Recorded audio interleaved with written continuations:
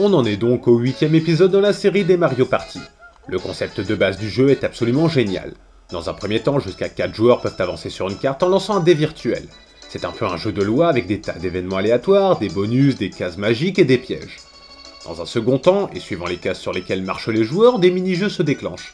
On peut y jouer seul, en équipe ou en bataille royale.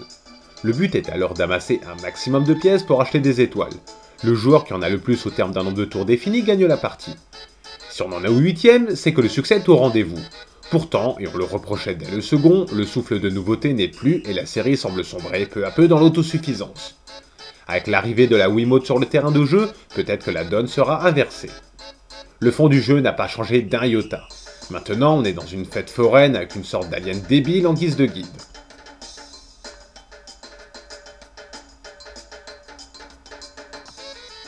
On retrouve des tas de modes de jeu, mais certains sont tellement farfelus qu'on n'y touchera certainement jamais. Il y a néanmoins un mode solo, un mode 2 joueurs pour les parties rapides et le traditionnel mode 4 joueurs qui est sa raison d'être au jeu. Si certaines cartes sentent le déjà vu comme la jungle de Donkey Kong ou le manoir hanté, d'autres, comme le train, la plage ou la partie de Monopoly, sont très bien faites et se laissent jouer avec plaisir. Les mini-jeux exploitent le plus possible les propriétés de la manette de la Wii. Il en résulte que trop de jeux se ressemblent, comme les épreuves de tir ou celles dans lesquelles il faut diriger un véhicule en bougeant la manette dans tous les sens. Le jeu comporte bien évidemment son lot de machins à débloquer, un peu dans la veine des trophées de Super Smash Bros Melee.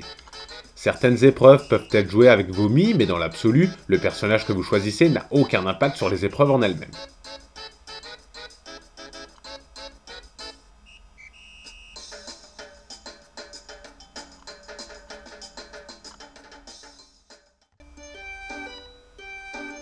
Même s'il n'y a rien d'exceptionnel sous le soleil, l'ambiance graphique et la multitude de chemins différents suffisent à rendre la plupart des cartes intéressantes. On note que le manoir de boue est généré aléatoirement à chaque partie.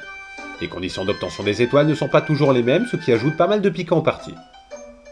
Si vous n'avez pas envie de passer par les cartes, rien ne vous empêche de jouer seulement aux mini-jeux que vous avez déjà débloqués. De plus, les tours de jeu s'enchaînent très vite. Même s'il faut toujours poireauter un peu en attendant le sien, l'attente est moins pénible que sur certains autres épisodes. Le jeu a bien évidemment été conçu pour les parties à 4. Sitôt qu'on se place bien dans l'esprit du jeu, on peut s'amuser du début à la fin.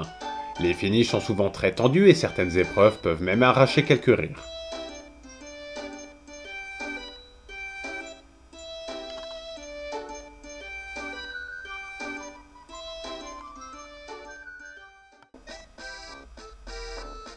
Bizarrement, c'est une première dans la série.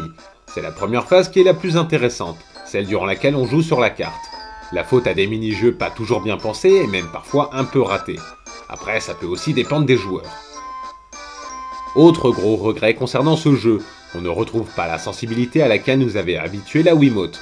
Il suffit de passer par l'épreuve de bowling pour comprendre qu'il y a un réel problème. La course de mob est également à s'arracher les cheveux. En règle générale, sitôt qu'il est demandé aux joueurs de pencher la manette pour contrôler un personnage, ça foire un peu. Il est un peu léger et n'apporte rien de consistant. Bowser vient gâcher la fête et il faut partir lui coller une trempe. On peut débloquer un personnage caché grâce à ce mode, mais c'est bien là son seul intérêt.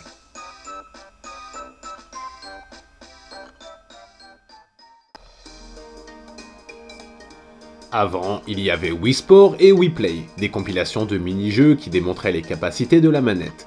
On les appréciait car ils n'avaient pas la prétention de se prendre pour des vrais jeux. Maintenant, forcément, quand on découvre un jeu à la finition ratée et à l'ambiance si puérile, on peut trouver à râler. Cependant, Mario Party 8 comporte quelques bonnes idées, comme la présence des bonbons qui attribuent des pouvoirs spéciaux, ou des nouveautés sur les cartes qui relancent sans cesse les parties. Si c'est pour jouer seul, autant passer son chemin. À 4, en revanche, le jeu devient plus intéressant.